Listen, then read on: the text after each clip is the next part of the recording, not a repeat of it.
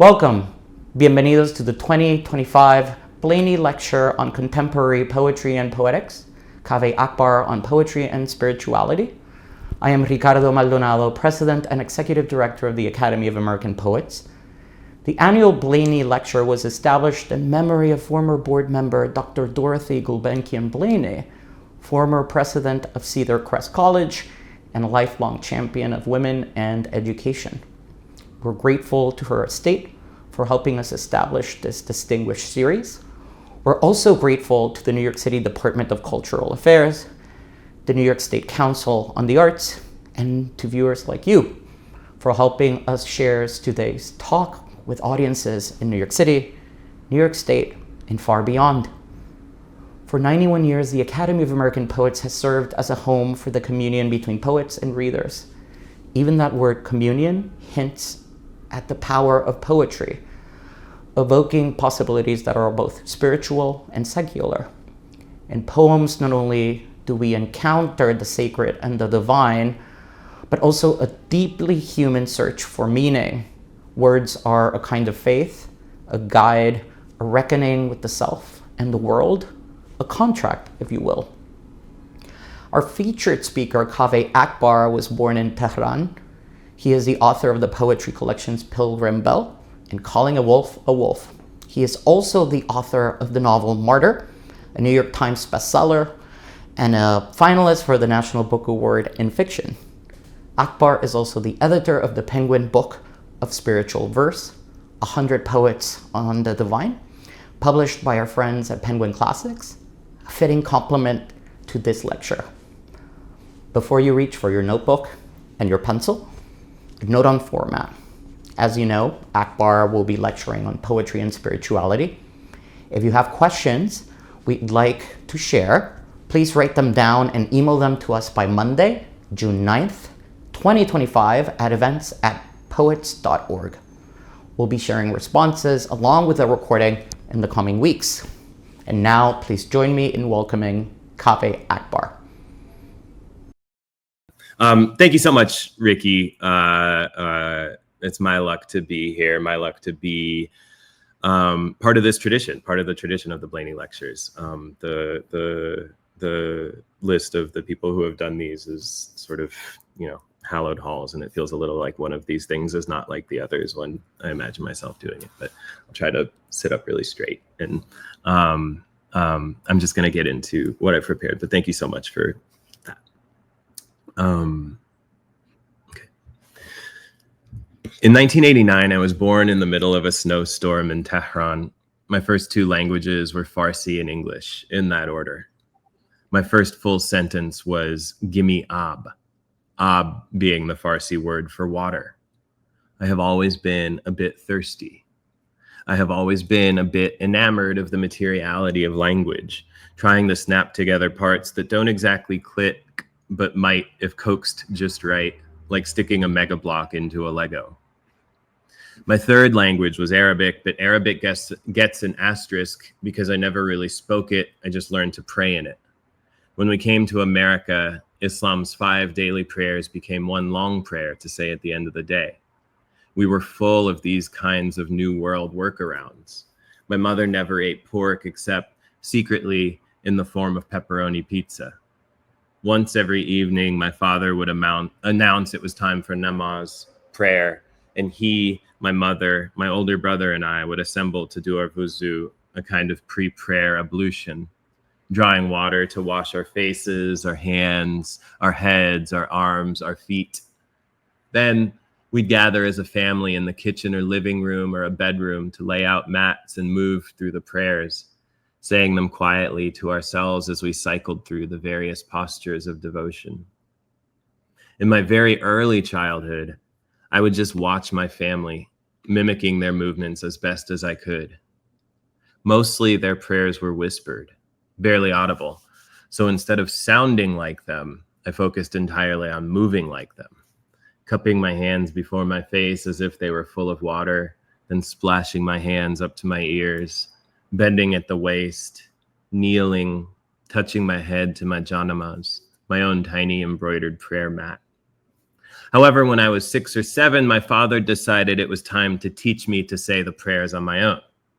He wrote out the Arabic words using the English alphabet, spelled phonetically in various colorful inks.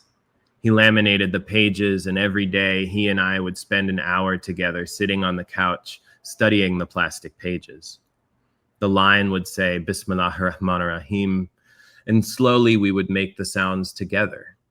Me leaning up to my father's stubbly lips, blissing in the magical music that came from them. We'd practice saying it all together, moving through the postures right there on the old couch, us both laughing at my forgetfulness, growing tired and eventually hungry. It didn't take long before I had it mastered, could offer 15 minutes of continuous prayer in this gorgeous, mysterious language. I was so proud, and so was my father. It was the exact same language spoken by the prophet himself. The poet Kazim Ali writes, if prayers can make a place holy, then it must mean there's some divine energy that moves through a human body. I learned from Kazim that the Arabic word ruh means both breath and spirit, as with the Latin spirare, or to respirate, or spirit, the derivations from there.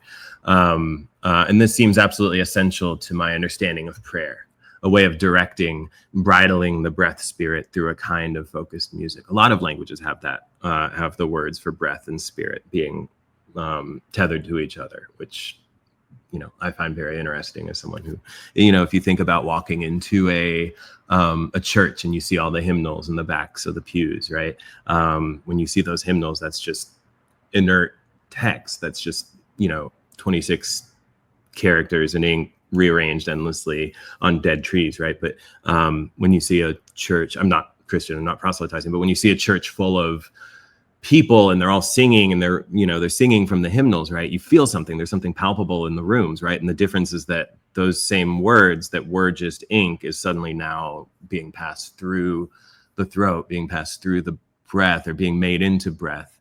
And something has changed, right? There's now a palpable sort of spiritual energy in the room. There's something tangible and affective about that language that had previously been inert. So again, like that tethering of the, you know, like the breath is a hook to catch the spirit or something, or to draw the spirit out.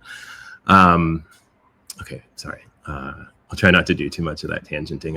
I meant to write that in and I forgot. This music, this way of hymning directly to God, was my first conscious experience of mellifluous charged language. And it's the bedrock upon which my understanding of poetry was built. I had no dictionary sense of what the words actually meant. Arabic was a private tongue reserved for God, God's own tongue. And I understood if I spoke it to God earnestly, mellifluously, it would thin the membrane between us. Poets have invested themselves in this promise for millennia. The idea that mellifluous, earnest language might thin the partition between our world and the next, our world and the divine. That there might, in our breath, exist a bit of spirit that could be harnessed, bridled. It's an idea as old as language, as old as incantation. The earliest attributable author in all of human literature is an ancient Sumerian priestess named Enheduanna. The daughter of King Sargon, Enheduanna wrote sensual, desperate hymns to the goddess Inanna, who, if you've read Gilgamesh, same superpower deity. Written around 2300 BCE, Enheduanna's poems were the bedrock upon which much of ancient poetics was built. In her obsession, the precipitating subject of all our species' written word, Inanna, an ecstatic and often desperate awe at the divine. Here's an excerpt from one of Enheduanna's hymns to Inanna as translated by Jane Hirschfield. And I'm just going to read it. Lady of all powers, in whom light appears, radiant one, beloved of heaven and earth, tiara crown, priestess of the highest God, my lady, you are the guardian of all greatness. Your hand holds the 7 powers. You lift the powers of being. You have hung them over your fingers. You have gathered the many powers. You have clasped them now like necklaces onto your breast. Like a dragon, you poisoned the land. When you roared at the earth, in your thunder, nothing green could live. A flood fell from the mountain. You, Ainana, foremost in heaven and earth, lady riding a beast, you rained fire on the heads of men, taking your power from the highest, following the commands of the highest. Lady of all the great rights, who can understand all that is yours? In the forefront of the battle, all is struck down by you. Oh, winged lady, like a bird, you scavenge the land. Like a charging storm, you charge. Like a roaring storm, you roar. You thunder in thunder, snort in rampaging winds. Your feet are continually restless. Carrying your harp of sighs, you breathe out the music of morning.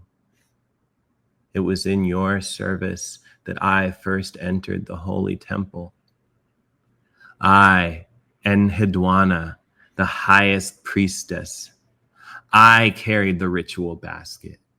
I chanted your praise. Now I have been cast out to the place of lepers. Day comes and the brightness is hidden around me. Shadows cover the light, drape it in sandstorms. My beautiful mouth knows only confusion. Even my sex is dust.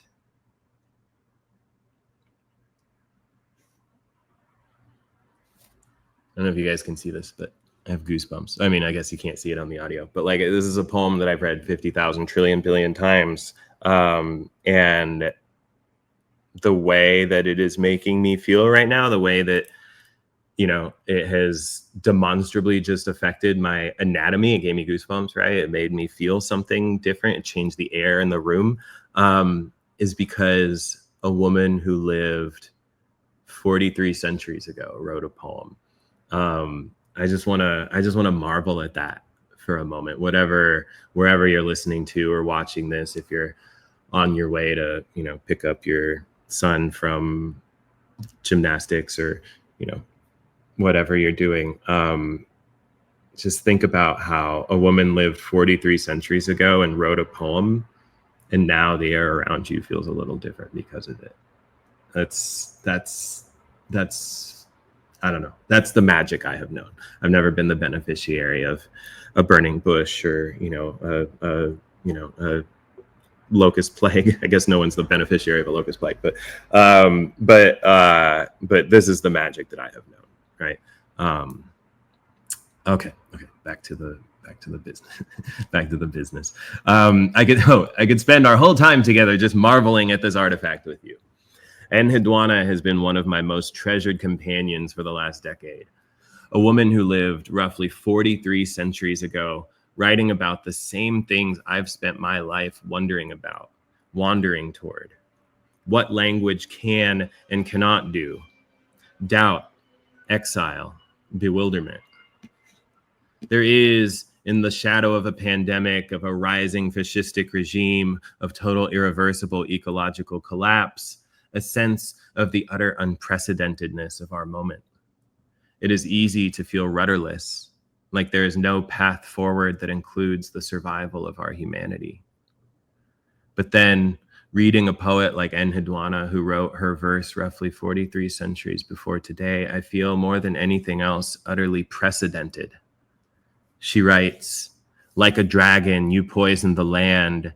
When you roared at the earth, in your thunder, nothing green could live. She was writing to Ainana, the ancient Sumerian goddess of love and fertility and war.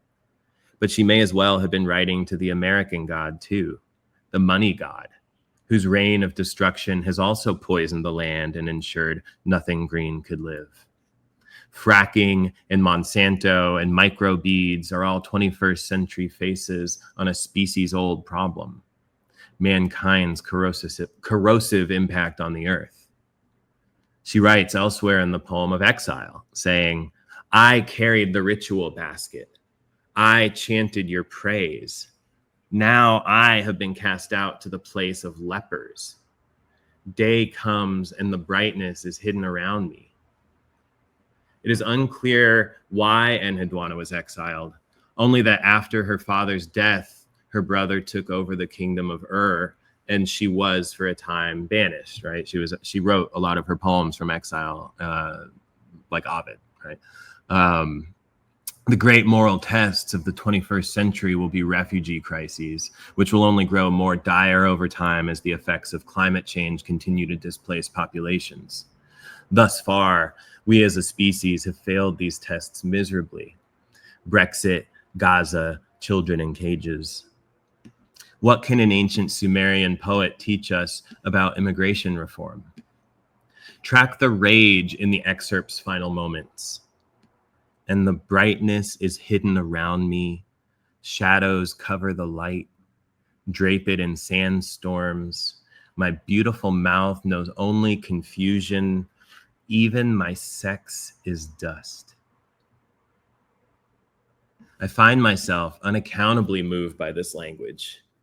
For one, it is clearly the language of a poet throwing her hands up, saying, I don't know what language can or can't do, but I am desperate and I need someone to hear this.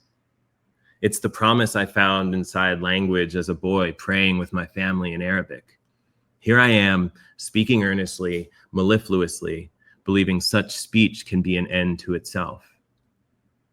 But I am also drawn to Enheduanna's rage. Today, more than anything else, it's rage that seems to govern me. I am an Iranian, mostly raised in America, caught between two national regimes actively toxic to hope. To quote Audre Lorde, it is not my anger that launches rockets, spends over $60,000 a second on missiles and agents of war and death, pushes opera singers off rooftops, slaughters children in cities, stockpiles nerve gas and chemical bombs. Hope comes and goes in a world that actively conspires against it. But occasions for anger bloom in both my nations daily. State murder of civilians, voter suppression, murderous foreign policies. In such a world, an engine that runs on rage will never sputter. And ultimately, I do think of rage as a measure of tenderness. Rage is our ability to imagine wholly the humanity of the harmed. And Enheduanna trains us in that imagining. That I'm in recovery is no secret. My whole first book largely orbits my getting clean. A year after I got sober, I learned from a routine physical that my liver was behaving abnormally, teetering on the precipice of what a nurse called pre-cirrhosis. This was after a year of excruciating recovery, a year in which nothing harder than ibuprofen passed through my body. If it's this bad after a year of healing, that nurse told me, imagine how bad it must have been a year ago when you quit. When I got sober, it wasn't because I punched a cop or drove my car into a Wendy's or anything dramatic like that. I had a dozen potential bottoms that would have awakened any reasonable person to the severity of my problem, but I was not a reasonable person. The day I finally lurched my way towards help was a day like any other. I woke up alone on my floor, still drunk from the night before. I remember taking a pull from a nearly empty bottle of Old Crow by my mattress, then searching for my glasses and car keys. Finding them, I calmly drove myself to help. The Greek poet Sappho, born roughly 630 BCE, was by all accounts one of history's greatest poets, but the entire corpus of her work burned with the great library of Alexandria. So today we know her only through the bits other writers quoted. We know that in fragment 22, she wrote, "Because I prayed this word, I want." But we don't have the entirety of the poem preceding it, her "because" hanging there to explain some now unimaginable consequence of desire.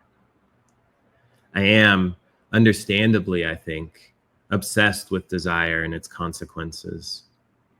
If my liver function was still so erratic after a year of healing, then at the end of my active addiction, I must have been near some sort of Rubicon from which there could be no return. Some awareness permeated my dense fog of destruction. That awareness might have been bodily, the way an iron deficiency sometimes provokes in a person an unconscious desire to eat dirt. It might have been fatigue, a cumulative sense that the corrosive manner of my living had become untenable. Or it might have been something else. I'll never know, which I think is the point. A common formulation states that prayer is a way of speaking to the divine and meditation is a way of listening for it. Poetry synthesizes these, the silence of active composition being a time even the most skeptical writers describe using the language of the metaphysical, saying such and such a phrase just came to me, or those hours just flew by. And then reading, a process through which dark runes on a page or strange vocalizations in the air can provoke us to laugh, to weep, to call our mothers or donate to Greenpeace or shiver with awe. It is wrong to think of God as a debt to luck, but I could have died and then I didn't. I haven't. When so many around me, like me, did and have. The grief of survivor's guilt is real. The omnipresent grief of still being here and not knowing what to make of it. Most people are probably familiar with the Kubler-Ross model of grief, named for Swiss psychiatrist Elisabeth Kubler-Ross, who wrote about it in her 1969 book On Death and Dying, based on her work with terminally ill patients. The model states that dying people, or those who love dying people, will often pass through 5 main terminals of grief: denial, anger, depression, bargaining, and acceptance. Most of us have some familiarity with that way of thinking. But again, the model is utterly precedented. Here's a poem by the indigenous Mesoamerican Nahua people orbiting a mother's death and childbirth, first recorded in the 16th century, but likely quite a bit older. So this poem is again translated from the Nahua by John Bierhorst, Bierhorst. Yeah, it's probably a bit older, and it's called "The Midwife Addresses the Woman." It's a midwife addressing a woman who has died in childbirth. So the speaker of the poem is ostensibly a midwife addressing a woman who has just passed from childbirth. That is the context of this poem, 1574 CE. Okay, I'm going to read it. And you'll forgive my pronunciation of, obviously, hopefully. Okay, the midwife addresses the woman. Precious feather, child, eagle woman, dear one, dove, daring daughter, you have labored, you have toiled. Your task is finished. You came to the aid of your mother, the noble lady, Quetzalcoatl's. You received, raised up, and held the shield, the little buckler that she laid in your hands. She is your mother, the noble lady, Quetzalcoatl. Now wake, rise, stand up.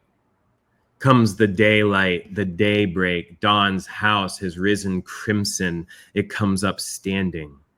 The crimson swifts, the crimson swallows sing, and all the crimson swans are calling. Get up, stand up, dress yourself, go seek the good place, the perfect place, the home of your mother, your father, the son, the place of happiness, joy, delight, rejoicing. Go follow your mother, your father, the son. May his elder sisters bring you to him. They, the exalted, the celestial women, who always and forever know happiness, joy, delight, and rejoicing, in the company and in the presence of our mother, our father, the son, who make him happy with their shouting. My child, darling daughter, lady, you spent yourself. You labored manfully. You made yourself a victor, a warrior for our Lord, though not without consuming all your strength. You sacrificed yourself. Yet you earned a compensation, a reward, a good, perfect, precious death. By no means did you die in vain. And are you truly dead? You have made a sacrifice. Yet how else could you have become worthy of what you now deserve? You will live forever. You will be happy. You will rejoice in the company and in the presence of our holy ones, the exalted women. Farewell, my daughter, my child. Go be with them. Join them. Let them hold you and take you in. May you join them as they cheer him and shout to him, our mother, our father, the Son, and may you be with them always, whenever they go in their rejoicing. But my little child, my daughter, my lady, you went away and left us. You deserted us, and we are but old men and old women. You have cast aside your mother and father. Was this your wish? No, you were summoned, you were called. Yet without you, how can we survive? How painful will it be, this hard old age? Down what alleys or in what doorways will we perish? Dear lady, do not forget us. Remember the hardships that we see, that we suffer here on earth. The heat of the sun presses against us, also the wind, icy and cold. This flesh, this clay of ours is starved and trembling. And we, poor prisoners of our stomachs, there's nothing we can do. Remember us, my precious daughter, O eagle woman, O lady. You lie beyond in happiness, in the good place, the perfect place. You live. In the company and in the presence of our Lord, you live. You as living flesh can see him. You as living flesh can call to him, pray to him for us, call to him for us. This is the end. We leave the rest to you.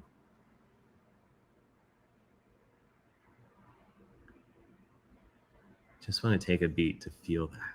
Like the way that the air feels different around me in this room, the way that the air might feel different around you as you're listening to this. That's how poems work, right? I mean, I have like 50,000 degrees in poetry that all allow me to, sound like I know what I'm talking about when I talk about how a poem works, but how a poem works is just the way that the air feels different right now.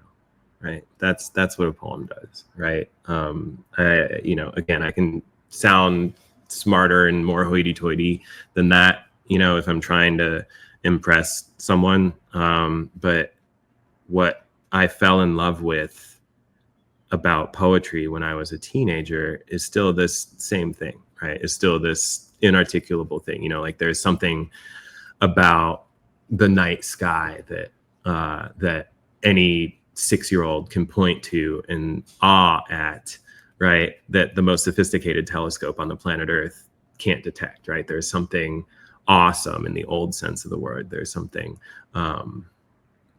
that fills us with a sense of magnitude, a sense of kind of cosmic dignity, like that we get to participate in all of this, right? And just hearing that poem, I'm gonna get back to my lecture, but hearing that poem, and it's like a button I can push as much as I want it. I can read that poem whenever I want and feel this, right? It's like the best life hack, Okay. I'll get back to the stuff I'm supposed to be saying. This ancient poem of indigenous Mesoamerica preceded the Kubler-Ross model by at least 500 years.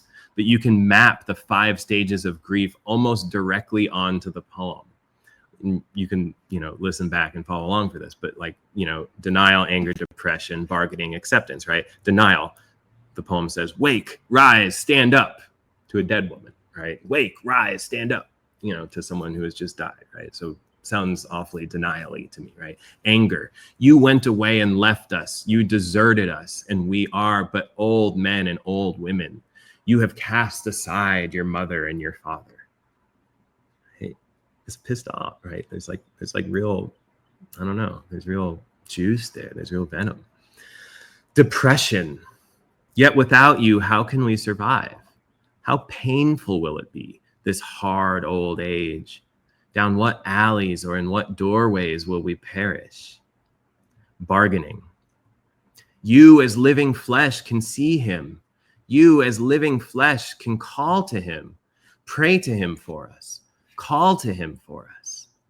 And then acceptance in those last two lines. This is the end. We leave the rest to you. Again, I'm getting goosebumps. I don't know. I mean, if you're watching the thing, you can see it. I'm holding him up to the camera, but it's astonishing. It's that exact thing that we've like been naming. And, you know, now we have like these clinical, psychiatric, psychological therapy terms for this, but it was already being taught a half millennium ago, right? At least. What can ancient spiritual poetry teach us about our living? A living that so often feels governed by grief. A half millennium before Kubler-Ross studied this phenomenon directly, the Nahuatl people were already teaching it. A half millennium before Kubler-Ross studied this phenomenon clinically, the Nahuatl people were already teaching it. It's also important here to note that American spiritual poetry didn't begin with Dickinson or Whitman or anyone else writing in English, but with the Mesoamerican and Native people who inhabited the land that would later be called America, passing their sacred texts along for centuries. Relative to how long those texts were a part of the Earth's spiritual history, Anglo-American writers like Dickinson and Whitman are relatively brand new. To flatten the project of spiritual poetry to a bunch of white romantic and metaphysical poets is to erase the Ethiopian epic Kebra-Nagast, to wash away Li Po and Rapia and Mahadevyaka and Teresa of Avila and Basho and Gilgamesh. It's a colonization, one that erases not only bodies and lands, but actual spirits. One of the questions you can ask a poem: to what do I owe my being here? Li Po says, I sing and moon rocks back and forth. I dance and shadow tumbles into pieces. Ana Akhmatova, the word dropped like a stone on my still living breast. My working definition of sacred poetry rises directly out of my experience as a child praying in Arabic.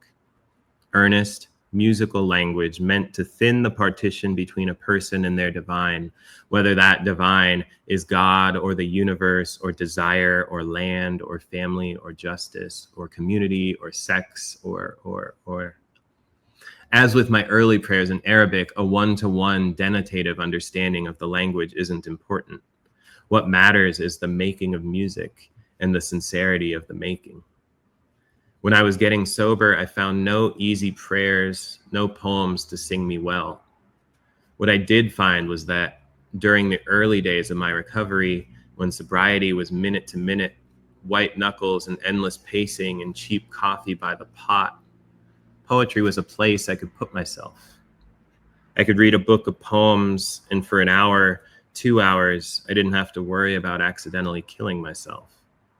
I could write a poem and the language for what was happening would just come to me. Hours would just fly by.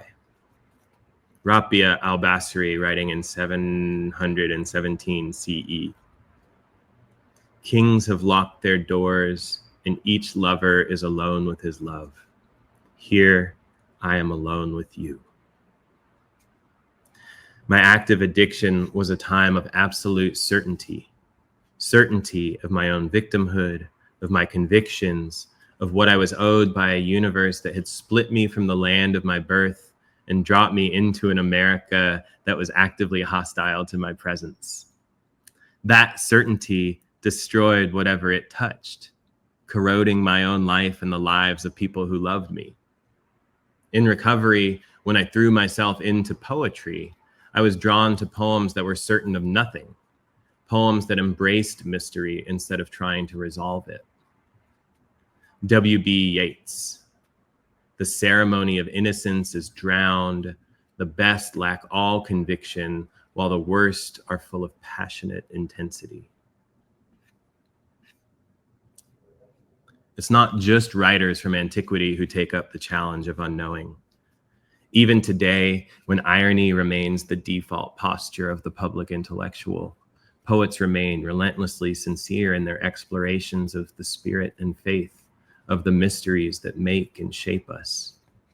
Here's Lucille Clifton. My dream about the second coming. Mary is an old woman without shoes. She doesn't believe it. Not when her belly starts to bubble and leave the print of a finger where no man touches. Not when the snow in her hair melts away. Not when the stranger she used to wait for appears dressed in lights at her kitchen table. She is an old woman and doesn't believe it when something drops onto her toes one night. She calls it a fox, but she feeds it. When something drops onto her toes one night, she calls it a fox, but she feeds it.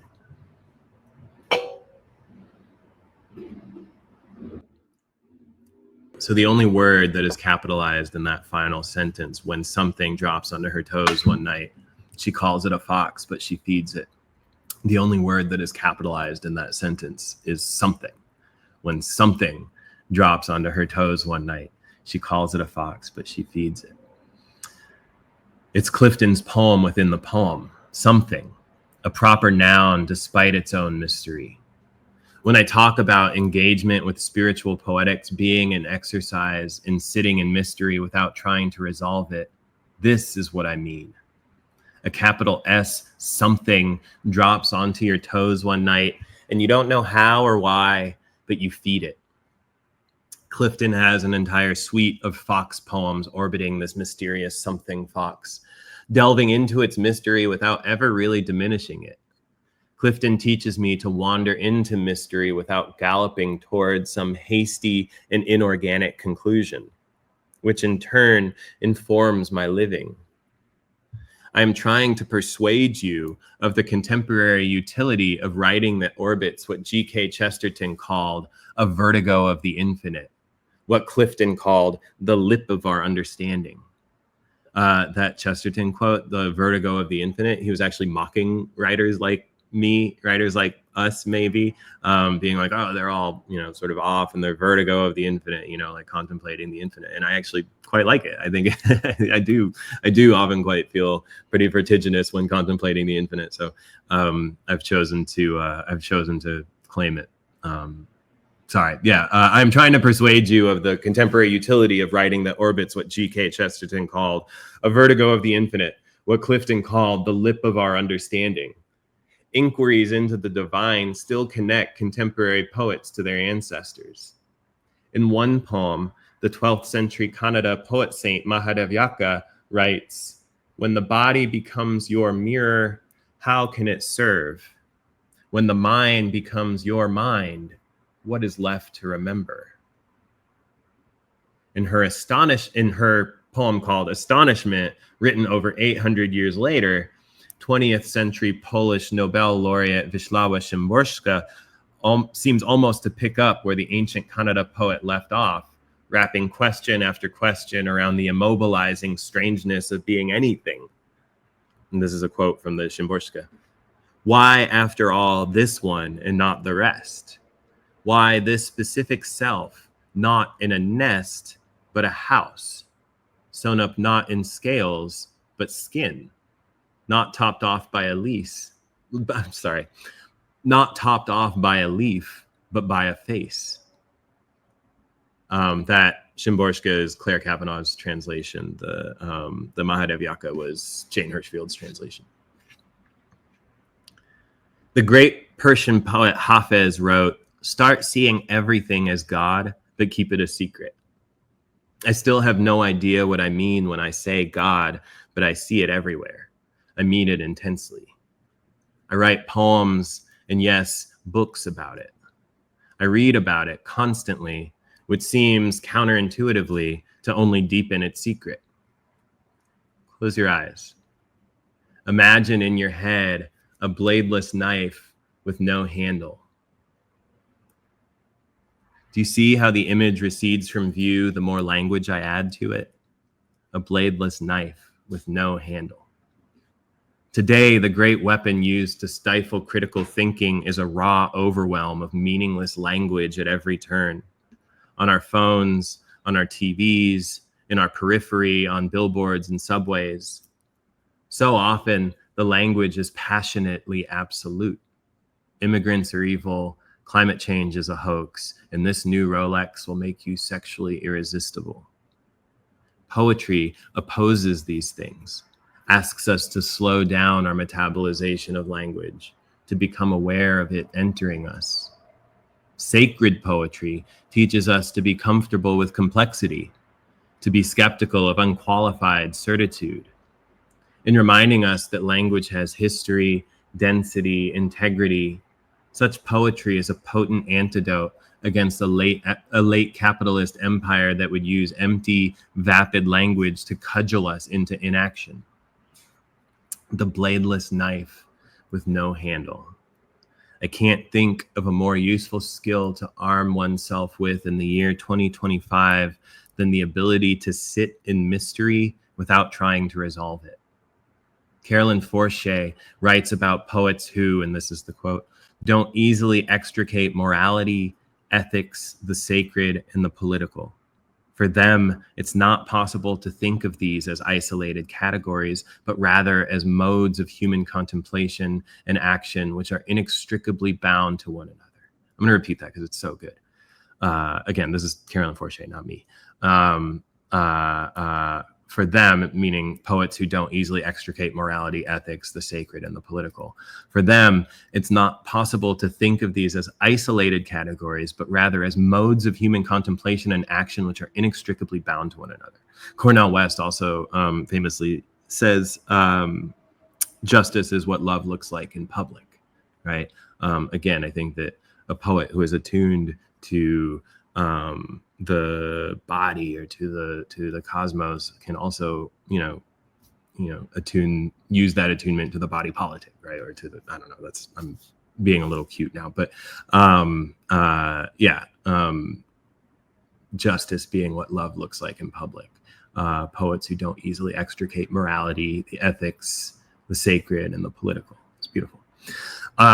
So many of my students, my friends, have articulated some version of one particular anxiety to me over the past few years. Perhaps you listening to this have experienced it as well. The anxiety is, how can my writing matter right now? How can anything I have to say be timely or worthwhile? To them, I continually point toward Enheduanna, whose 4 millennia old poetry feels utterly, miraculously prescient to me today in my living. I point to the Mesoamericans who taught us how to move through grief centuries before the advent of psychiatry and psychotherapy became serious medical disciplines. I point to Clifton, to Szymborska, to Rapia and Mahadev Yaka and all the other poets discussed here. Writing TikTok or Taylor Swift into a poem doesn't make it timely. Writing in humanity in all its endless, mysterious baffle does. I want to end with a poem by the 18th century Japanese poet Kobayashi Issa, as translated by Robert Haas. This is a very short poem. The poem in its entirety reads, "The man pulling radishes pointed my way with a radish." I'll read it again. "The man pulling radishes pointed my way with a radish." The first time I read this poem, it felt like a trick, like a silly one-off. The great masters wrote those too. Something about it stuck with me though. Something about its repetition. Heidegger wrote, sorry for the Heidegger quote, but we're all ethically mature enough to take what we need and leave the rest. But Heidegger wrote, "Language itself is language and nothing else besides. The understanding schooled in logic calls this proposition an empty tautology. Merely to say the identical twice, language is language. How is that supposed to get us anywhere? But we do not want to get anywhere. We would like only, for once, to get to just where we already are. To get to just where we already are. The man pulling radishes is strapped to his living like anyone else. What does a man pulling radishes have to point the way? Well, a radish, of course. We are inheritors of a murderous age. As poets, we've deputized ourselves wardens of our species' most dangerous technology, the English language. A language invented by men.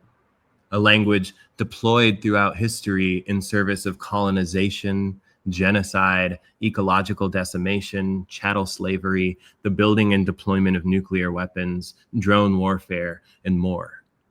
That's our paint. That's our radish. What are we to do then? We who are tethered to language like a plant to the soil. We who write into a country run by religious zealots to their one true God, the late necro-capitalist money god, to whom they would sacrifice our lives, the lives of people we love and people who love the way we love. What are we to do amidst such zealotry? Well, our ancestors have given us models. Reject certainty, which exists only in the rhetoric of zealots and tyrants. Reject false equivalencies, the vapid argle-bargle of empire. Adjust our metabolization of language to remind us of its materiality, its power. Our task as wardens of our species' most dangerous technology, to treat our materials seriously. Embrace the mystery of earnest, mellifluous language. Embrace its infinite potential to thin the partition between us and the world we seek. Thank you again to Ricky and to everybody at Academy of American Poets. And thank you for listening, for watching. I really do appreciate the gift of your time. Thank you for joining us for Kaveh Akbar's Blaney Lecture on Poetry and Spirituality. And thank you, Kaveh, for the gift of your insight and your life. A reminder to viewers and listeners, if you have any questions based on the lecture, please email them to us by Monday, June 9th at events@poets.org. We look forward to continuing this conversation with you.